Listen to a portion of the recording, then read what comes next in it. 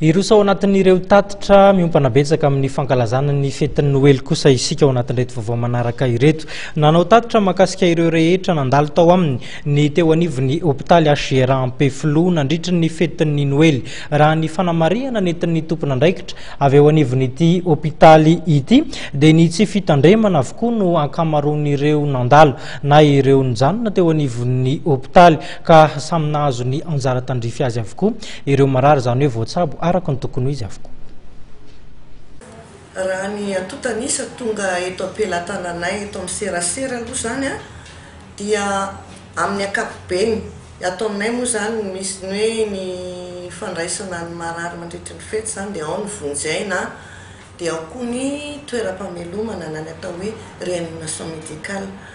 Raha raisina ny totaly ny atotanisa voaray tamin'ireo sampandrarahana anankiroa dia misy 1,3 ny olona nanatona teto aminay ary ny 770 amin'ireo no nahiditra ao hôpitaly.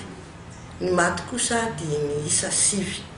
Raha atao ny vonjena manokana dia 480 sy 200 ny olona nanatona tao. Raha ampitaina tamin'ny herintaona dia mitovitovy ihany satria tamin'ny herintaona 120 sy 200. Ny raisina tao amin'ny hôpitaly kosa ny voatazona zany a 170 ary raha tamin'ny herintaona misy 770. Tsy dia misy loatra aloha ny atao hoe fahasamihafana raha ny ohatra tamin'ny herintaona fa teo amin'ny olona misetrasetra ngamba manao setrasetra ny mini zany la atao hoe accident à responsabilité civile io foana ny betsaka. Raha tamin'ity taona ity izy dia 700 raha tamin'ny herintaona 700.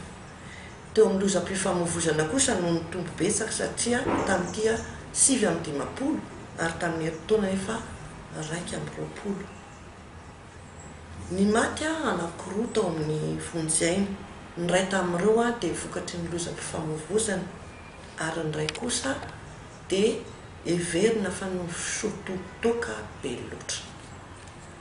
Raha ny tao amin'ny toeram-pamelomana kosa na ny réanimation médicale izay andraisana zany an'ireo famelomana noho ny antony maro samihafa ohatra ny fotoka na ny mamontena sy ny isan-karazany a dia niisa 770 ny olona andraisina.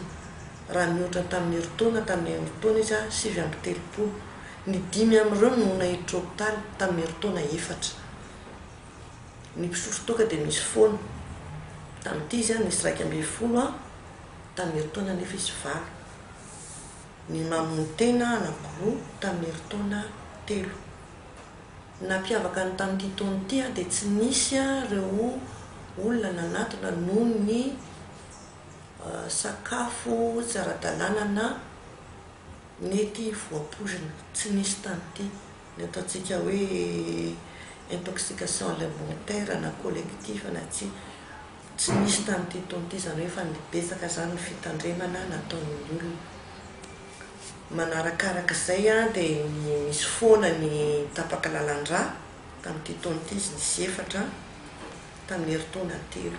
Ny ankoatr'izay moa dia famelomana amin'ny ankapobeny.